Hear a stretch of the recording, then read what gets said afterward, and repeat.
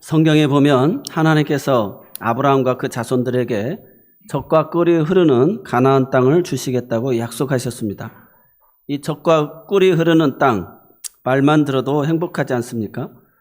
축복의 땅, 살기 좋은 땅, 그런 땅을 주시겠다고 하나님이 약속해 주셨는데, 오늘 우리가 기억해야 될 것은 우리가 받은 땅이 아무리 살기 좋은 축복의 땅이라 할지라도 내가 어떻게 사느냐에 따라서 그 땅은 축복의 땅도 되고 저주의 땅도 될 수 있다는 것입니다.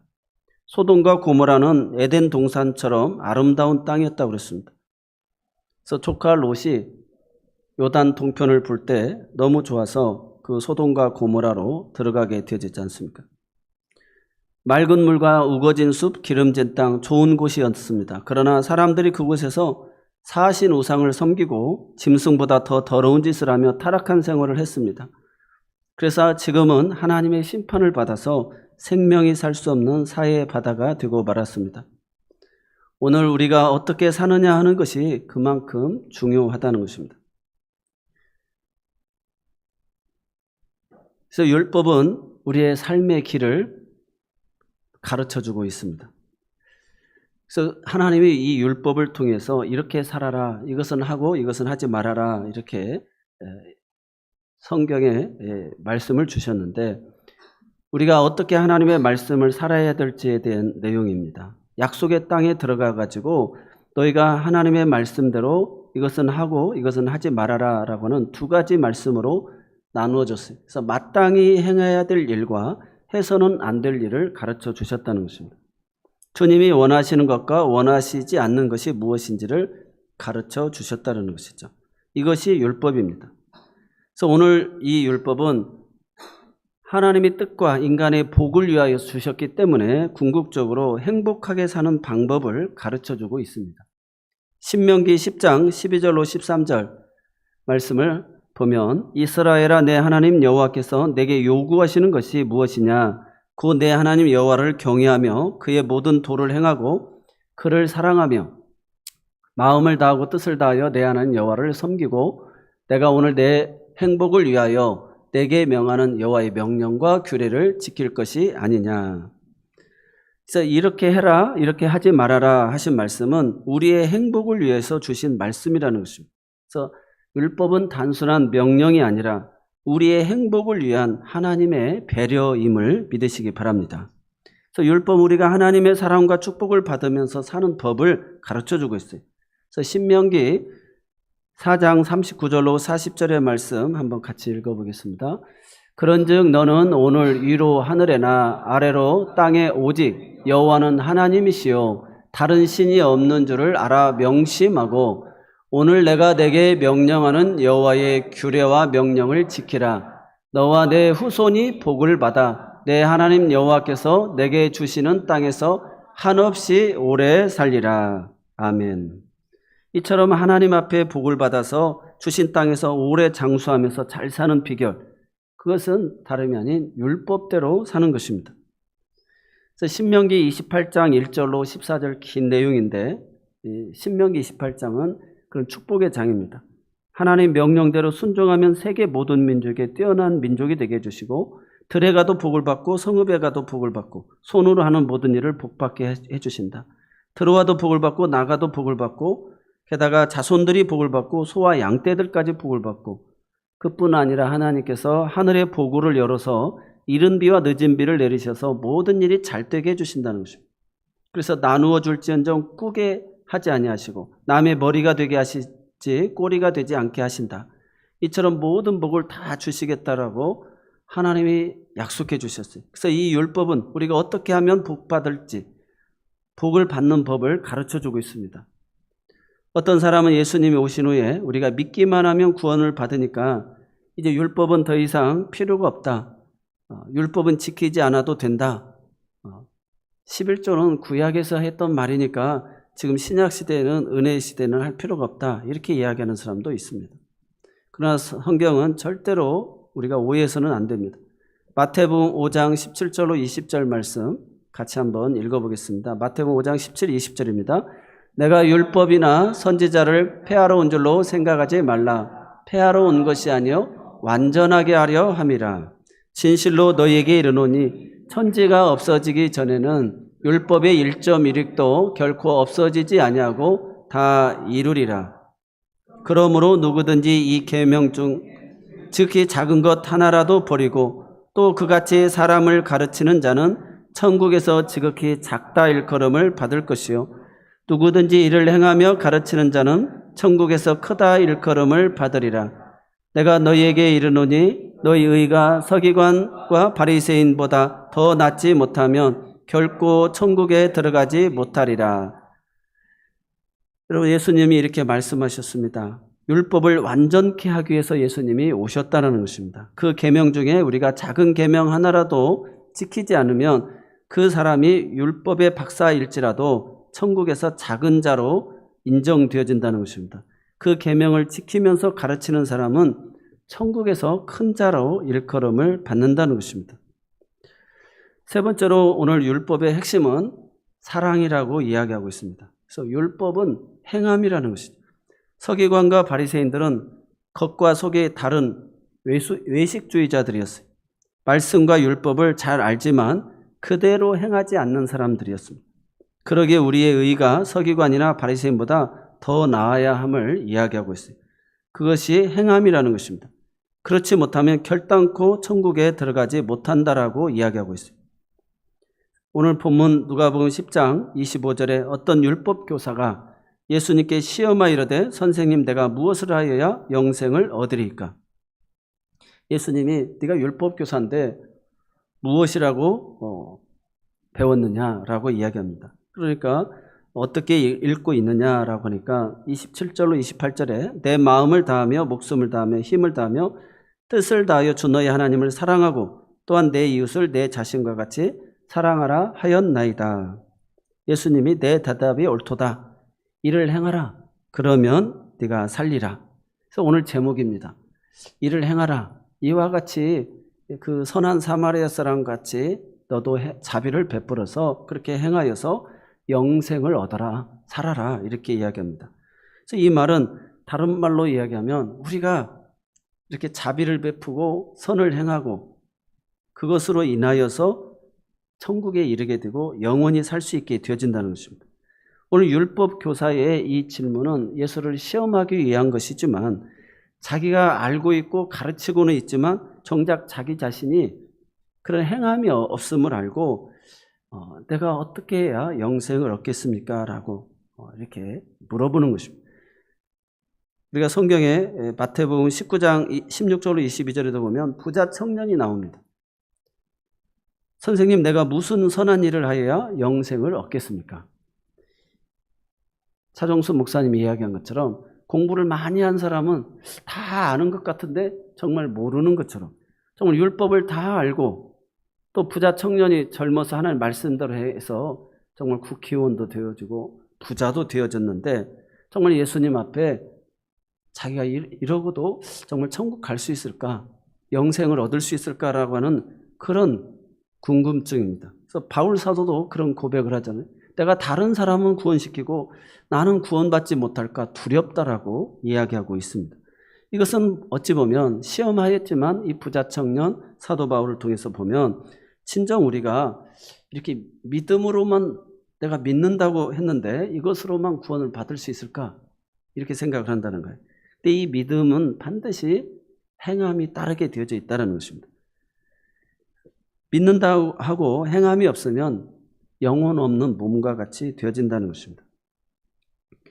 그래서 제가 어려서부터 성경을 다 지켰습니다. 무엇이 또 부족합니까? 내 소유를 팔아 가난한 자들에게 주라. 그리하면 하늘에서 보화가 있을 것이다. 그런 후에 나를 따르라. 이웃을 자신과 같이 사랑했다라고 큰 소리쳤던 이 부자 청년이 재산을 소유를 팔아다 가난한 자들에게 주고 나를 따르라고 하니까 거기에서 그만 멈춰버렸다는 것입니다.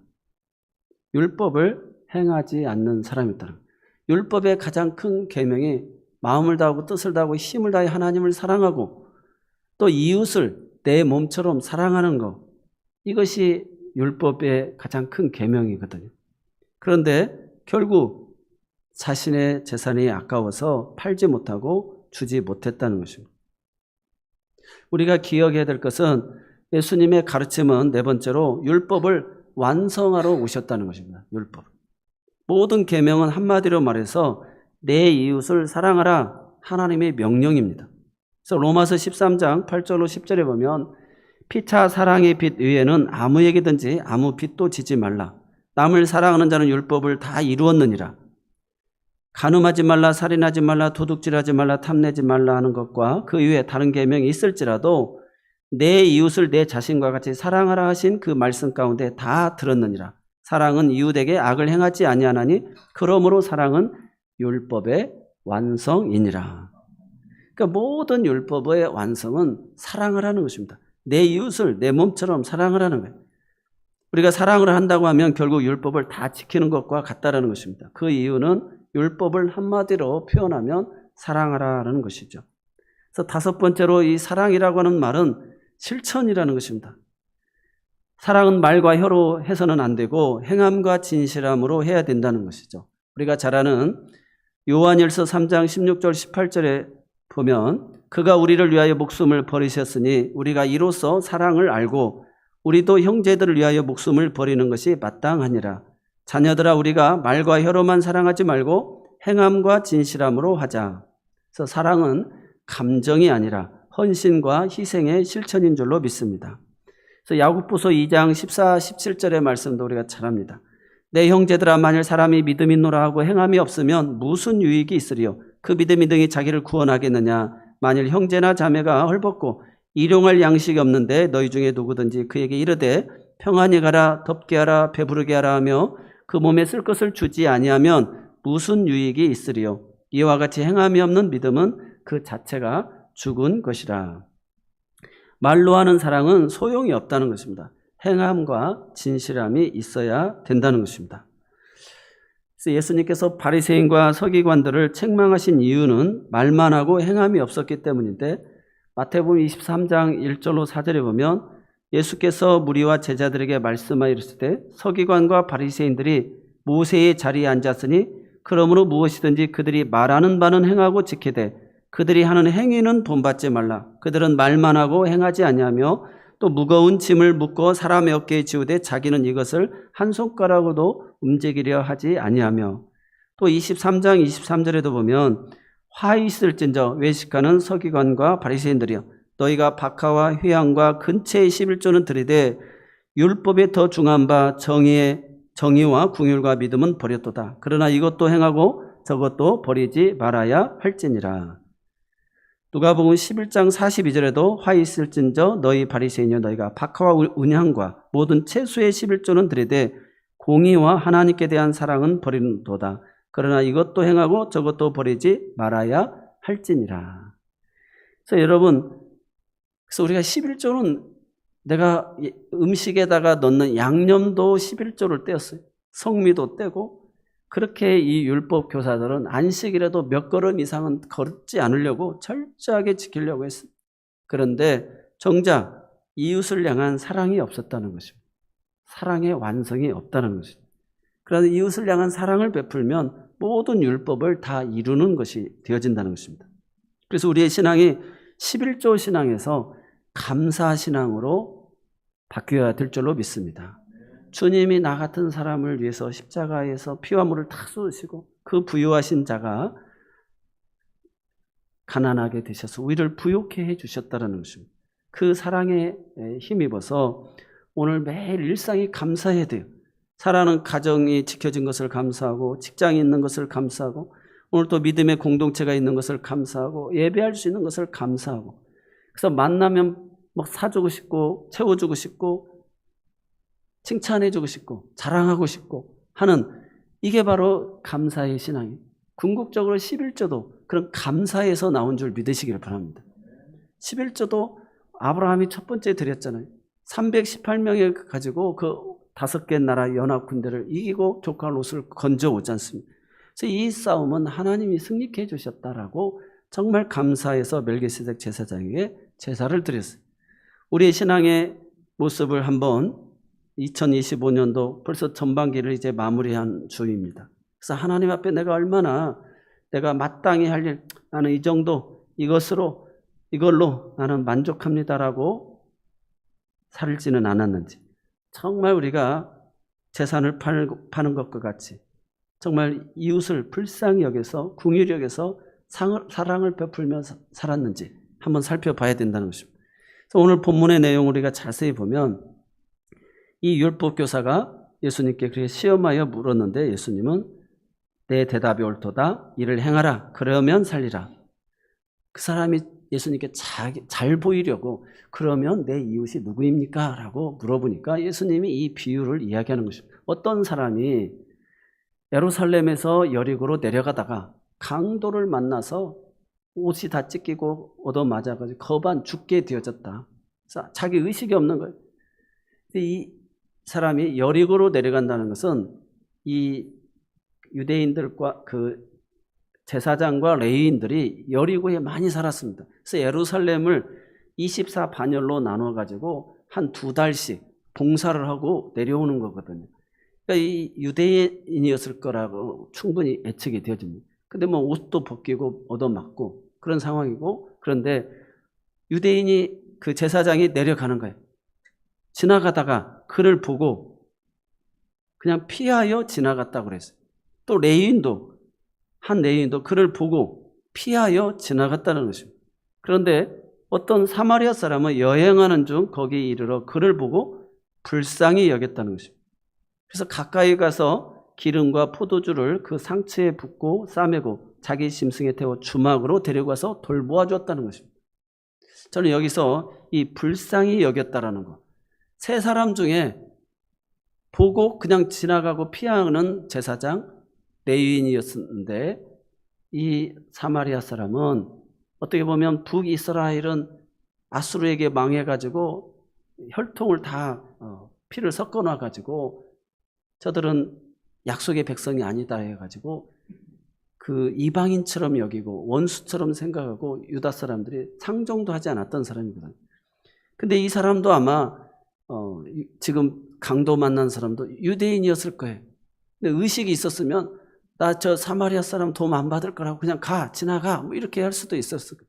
그래서 이 베푼 사랑은 정말 자기는 의식은 있지만 아무런 표현을 할 수 없는 거반 죽게 되어진 상황, 거기에 그런 불강력적인 그런 은총으로 이 사마리아 사람이 상처에 기름과 포도주를 붓고 나귀에 태워서 주막에 데려다가 그를 돌보고 그 다음날 2달란트를 더 데나리온을 주면서 비용이 더 들면 내가 와서 갚겠다, 잘 돌봐줘라라고 이렇게 이야기하는 것을 보게 되어집니다. 그래서 불쌍히 여겼다라고 하는 이 단어, 여러분 오늘 우리가 그냥 보고 피해버리는 사람은 불쌍히 여기는 사람이 아니에요. 성경에 딱 이 불쌍히 여긴다는 단어가 3번 나옵니다. 그래서 우리가 누가복음 7장에 보면 그 나인성 과부의 아들이 장래 행렬을 했어요. 과부에게 있어 이 아들이 얼마나 애지중지한 아들이, 그 아들의 죽음 앞에, 그 부모의 절규 앞에 주님이 불쌍히 여기서 장래 행렬을 멈추고 청년아 일어나라, 주님 살려주시거든요. 정말 불쌍히 여긴다라고 하는 것은 그런 주님의 그런 마음이 담겨져 있는 것이죠. 그래서 또 누가복음 15장에 보면 탕자의 비유가 나옵니다. 탕자가 재산권을 달라고 해서 허랑방탕 다 써버리고 탕진하고 기근이 찾아와가지고 돼지막을 치다가 쥐염 열매를 먹는데 그것마저도 얻기가 어려운 거예요. 유대인들에게 있어서 돼지는 가장 그 상극이거든요. 이방인들의 대표적인 건데. 근데 돼지 열매를 치죠. 아버지의 품을 떠난 그가. 그 다음에 쥐염 열매마저도 먹을 게 없는 거예요. 그때 아버지의 집을 생각한 거예요. 그런데 상거가 뭔데 아버지가 이미 뭐 문을 두드릴 수도 있고 아버지 나를 아들이 아니라 종의 하나로 받아주세요 이렇게 소리도 지르지 않았어요. 그런데 아버지가 상거가 뭔데 측은히 여기셨다. 측은히 여겼다, 불쌍히 여겼다는 말과 비슷합니다. 그래서 아버지가 버선발로 달려가가지고 그를 안고 데리고 와서 가락지를 끼우고 목욕을 시키고 의복을 갈아입히고 가락지를 끼우고 아들의 자리를 신발까지 신기면서 다 회복시키면서 살찐 송아지를 잡으라고 이야기합니다. 여러분, 우리가 집을 나간 사람들, 가출한 사람들, 또 노숙자들이 많잖아요. 이 사람들이 왜 집으로 못 돌아오는 줄 아세요?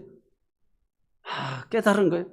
내 집이 좋았구나, 내 부모님 품이 좋았구나 하고는 돌아오는데 막상 집 앞에서 못 돌아온다는 거예요. 왜? 이게 명분이 없다는 거예요. 큰 소리 치고 나갔는데 남편이 집을 못 들어오는 거예요. 명분이 없는 거예요. 이 아들도 큰 소리 치고 나갔는데 막상 자기 마음에 그런 결단을 했지만 아버지를 부를 용기가 없는 거예요.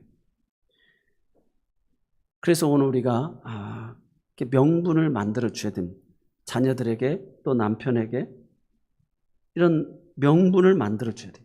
그래서 불쌍히 여기고 긍휼히 여기고 그런 사랑의 사인이 있을 때 먼저 다가가고 손 내밀어 주고 행해야 이게 가능하게 되어진다는 것입니다.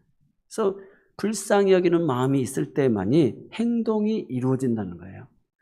불쌍히 여기는 마음이 없으면 행동이 안 됩니다. 그래서 동정도 사랑이다라는 거예요.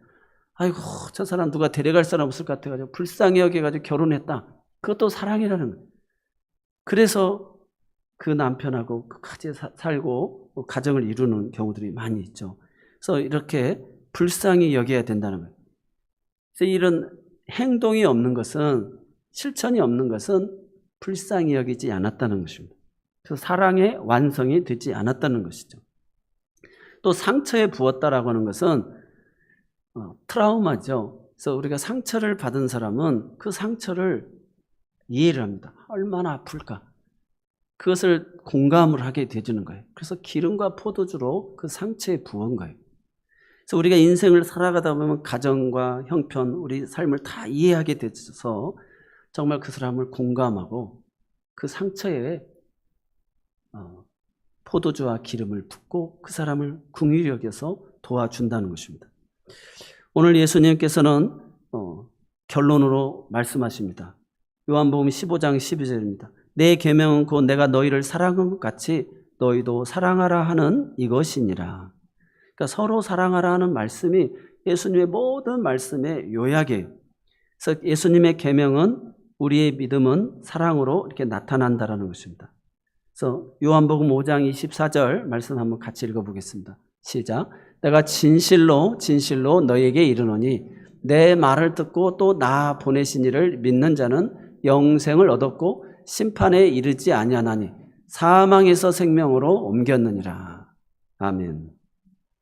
요한일서 3장 14절에도 보면 우리는 형제를 사랑함으로 사망에서 옮겨 생명으로 들어간 줄을 알거니와 사랑하지 아니하는 자는 사망에 머물러 있느니라.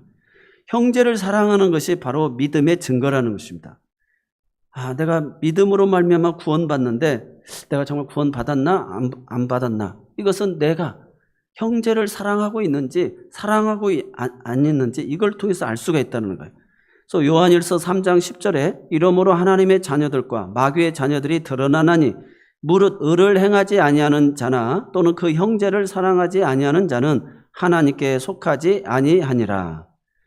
형제를 사랑하느냐 사랑하지 않느냐가 믿음이 있느냐 없느냐를 판결한다는 것입니다. 그래서 주님은 마지막 경고와 권면의 말씀을 하십니다. 마태복음 7장 21절에 나더러 주여 주여 하는 자마다 다 천국에 들어갈 것이 아니요 다만 하늘에 계신 내 아버지의 뜻대로 행하는 자라야 들어가리라. 말로는 모두 다 예수를 잘 믿는 것 같은데 행함이 없는 사람은 절대로 천국에 들어가지 못한다는 거예요. 우리가 율법을 알고 계명을 아는 것도 중요하지만 행하는 것이 너무 중요하다는 것입니다. 우리에게 가장 부족한 것은 행함이 없는 것입니다. 우리가 평소에 말씀도 많이 듣고 성경도 많이 해서 잘 알고 있지만 가장 중요한 것은 행함이 있느냐 없느냐입니다. 마태복음 7장 24절에 그래서 그러므로 누구든지 나의 이 말을 듣고 행하는 자는 그 집을 반석에 지은 지혜로운 사람 같으니라. 그래서 비바람이 불어도 흔들리지 않고 믿음의 힘이 있기에 넘어지지 않는다는 거예요. 그러나 믿음의 힘이 없기에 모래 위에 지은 집과 같이 말씀대로 행하지 않는 사람은 조금만 환난과 어려움이 시련이 오면 넘어진다는 것입니다. 겉으로 볼 때는 신자이지만 무늬만 크리스천일 경우가 많이 있다는 것입니다. 행하지 않는 사람이냐에 따라서 행하는 사람이냐에 따라서 믿음이 있느냐 없느냐, 믿음이 살아있느냐 죽어있느냐를 볼 수 있다는 거예요. 그래서 야고보서 2장 26절에 영혼 없는 몸이 죽은 것 같이 행함이 없는 믿음은 죽은 것이니라. 그래서 우리의 믿음은 순종으로 나타나는 줄로 믿습니다. 그래서 요한복음 3장 36절에 보면 아들을 믿는 자에게는 영생이 있고 아들을 순종하지 아니하는 자는 영생을 보지 못하고 도리 하나님의 진노가 그 위에 머물러 있느니라. 이처럼 믿음은 순종으로 나타납니다. 그래서 믿음은 하나님의 율법을 행함으로 나타나는데 율법은 한마디로 사랑하라는 것입니다. 믿음이 곧 사랑이라는 것이죠. 그래서 요한복음 14장 21절에 나의 계명을 지키는 자라야 나를 사랑하는 자니 나를 사랑하는 자는 내 아버지께 사랑을 받을 것이요 나도 그를 사랑하여 그에게 나를 나타내리라. 그래서 요한복음 15장 12절에 내 계명은 곧 내가 너희를 사랑한 것 같이 너희도 서로 사랑하라 하는 이것이니라. 결론을 맺겠습니다. 씨 뿌리는 비유를 통해서 보면 길가에 뿌려진 씨, 가시밭에 뿌려진 씨는 열매가 없습니다. 그러나 좋은 밭에 뿌려진 씨는 100배의 결실을 맺습니다. 누가복음 8장 15절에 보면 좋은 땅에 있다는 것은 착하고 좋은 마음으로 말씀을 듣고 지키어 인내로 결실하는 자니라라고 했어요. 하나님의 말씀을 듣고 지키는 사람, 행하는 사람에게 결실이 나타난다는, 행함이 없는 사람에게는 열매가 없다라는 것입니다. 축복이 없습니다. 예수 믿는다고 하면서 행함이 없는 사람에게는 축복이 없는데 요한복음 15장 7절에 너희가 내 안에 거하고 내 말이 너희 안에 거하면 무엇이든지 원하는 대로 구하라. 그리하면 이루리라. 말씀 가운데 살면 무엇을 원하든지 다 구하라. 그러면 하나님이 주신다는 것이죠. 그래서 누가복음 6장 38절에 주라 그리하면 너희에게 줄 것이니 곧 후이되어 누르고 흔들어 넘치도록 하여 너희에게 안겨주리라. 너희가 헤아리는 그 헤아림으로 너희도 헤아림을 도로 받을 것이니라. 많이 주든지 적게 주든지 주는 자가 되라고 이야기하고 있습니다. 제가 목회를 주변의 사람들을 많이 보면서 어떻게 똑같이 목회하면서 복을 받았나 이렇게 사람들을 이렇게 보면 하나님 앞에 더 많이 심더라고요. 감사 예물도 11조도 또 그렇게 하나님 앞에 예물을 드리는 것을 보았습니다. 그래서 정말 하나님 앞에 최고의 예물을 드립니다. 그냥 11조 매돈까지가 아니라 우수리를 채워서 하나님 앞에 드리고 또 마땅히 행해야 할 일에 있어서는 정말 세상에서도 투자도 하는데 우리가 그걸 마이너스 통장을 사용하기도 하고 투자도 하고 선한 일에 기꺼이 감당한다는 것입니다. 이런 일들이 결국 하나님께 영광을 돌리게 되어져 있습니다. 내 형편과 처지를 생각하면 아이고 못 본 척하고 피하여 갈 수가 있어요. 애경사도 얼마나 많이 있습니까? 그런데도 저 사람 나한테 왔었나 안 왔었나 이거 따질 수도 있는데 우리가 주의 사랑으로 들었으니까 못 들었으면 그냥 지나갈 건데 들었는데 해서 제가 우리 그 송장로님도 그 장례에 찾아갔던 기억이 있습니다. 여러분 오늘 우리가 평소에 사랑을 베풀면서 살면 누군가에게 감동을 줍니다. 연락도 안 했는데 오셨냐고 감동을 받는 거예요. 우리가 남북 관계도 마찬가지입니다. 또 이번에 추경 예산을 세워가지고 113만 명 7년 동안 연체되어 가지고 상환하지 못한 5천만 원 이하의 채무자들을 이렇게 탕감해 주겠다. 오늘 그 가족들이 4명이잖아요. 애들까지, 부부의 애들까지, 또 그 형제들까지 있으면 얼마나 더 많습니까? 오늘 우리가 이런 나눔을 실천하는 거예요. 작은 사랑의 실천, 그것이 결국은 축복의 문이 되어진다는 것입니다. 저 북녘의 동포들을 향하여서 정말 그런 꾸준히 선교하고 그런 인류애적인 사랑을 가지고 그런 기본적인 인권으로 사랑으로 돕는 것 이런 것들을 정말 실천하는 부분이 아니겠습니까? 사실상 이 사마리아 사람은 예수님이 왜 사마리아 사람을 비유를 들었을까? 유대인으로 했으면 더 좋았을 텐데 근데 이 사마리아는 사람 취급도 안 하고 그냥 원수처럼 생각했던 저런 사람한테는 도움도 받기 싫은 사람이라는 것이죠.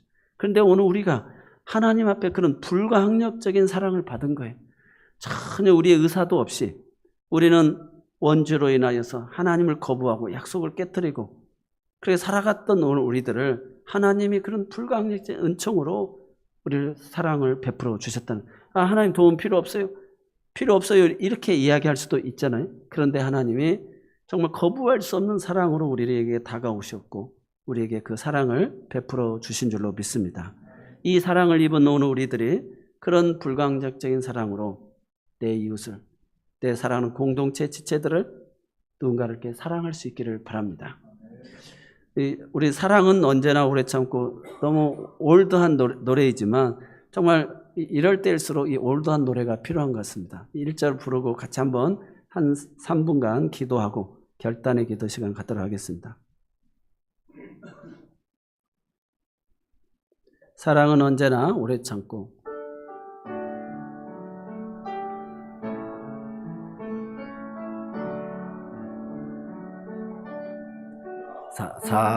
사랑은 언제나 오래 참고 사랑은 언제나 온유하며 사랑은 시기하지 않으며 사랑도 교만도 아니하며 사랑은 무례히 행치 않고 자기의 유익을 구치 않고 사랑은 성내지 아니하며 진리와 함께 기뻐하네. 우리 같이 이 시간 합심해서 두 눈을 감고 주여 한번 하고 통성으로 기도하는 시간 갖도록 하겠습니다. 하나님, 말만 하는 신앙에서 벗어나 이제 행함으로 살아가게 하여 주옵소서. 율법을 지식으로만 아는 자가 아니라 실천하는 자가 되게 하옵소서. 주님, 제가 사랑을 말로만 하지 않고 오늘 내 곁에 이웃에게 실천하게 하여 주옵소서. 우리 교회가 율법의 완성인 사랑을 이루는 공동체가 되게 하소서. 하나님, 저를 통해 한 영혼이 주님께로 돌아오게 하여 주옵소서. 우리 잠깐 한 3분간 기도하고 제가 결단에 기도하겠습니다. 주여 하고 기도하겠습니다. 주여! 오 하나님 아버지, 나와 사랑을 감사합니다. 오늘 또 전반기를 아버지 하나님 이제 마치며 아버지 또 하반기를 준비합니다. 오늘 우리가 하나님의 사랑을, 불가항력적인 사랑을 입은 자였습니다. 오늘 우리는 보고 피하는 자입니까? 보고 불쌍히 여겨서 그 상처를 공감하면서 상처를 싸매주고 아버지 아픔을 치료하고 고치는 자입니까? 주님, 아버지 하나님, 내 전 재산을 바쳐서라도 아버지 하나님, 내가 죽으면 죽으라는 그런 사랑의 마음을 가지고 아버지 사랑의 말, 사랑의 실천자가 되어서 오늘 우리 행동을 통해 우리 교회가 사랑의 공동체가 되고 나은 사람으로 인하여 나와 함께하는 가족들, 내 고륙 친척들이 주의 품으로 돌아오는 놀라운 역사들이 일어나도록 성령 하나님 아버지 도우시고 인도하여 주옵소서. 감사합니다. 사랑의 주님, 오늘 또 말씀을 통해 저희 마음을 깨우시고 믿음이 행함으로 나타나야 함을 가르쳐 주심을 감사합니다. 율법을 지키는 것이 나를 얽매는 짐이 아니라 나를 살리는 생명의 기름을 믿습니다. 하지만 저희는 종종 말씀을 듣기만 하고 실천하지 못한 채 지나가고 있습니다. 말씀을 많이 알고 있으면서도 이웃에게 사랑을 베푸는 데 인색했고 말로는 믿음을 고백하면서 삶으로는 드러내지 못한 연약한 자입니다. 주님, 오늘 이 말씀 앞에 결단하게 하여 주옵소서.